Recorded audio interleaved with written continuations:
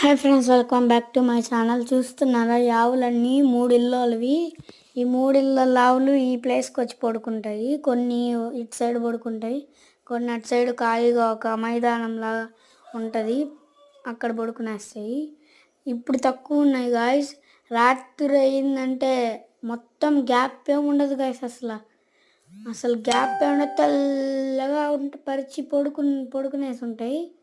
చూస్తే దారి కూడా ఉండదు, మొత్తం పడుకునేసి ఉంటాయి.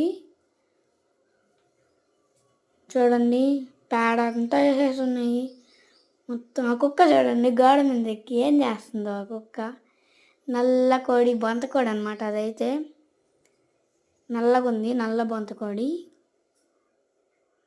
అది చూడండి, ఈ పక్క వచ్చి బర్రెలు ఏడొచ్చి పూల చెట్టు తీసాను ఊరికే.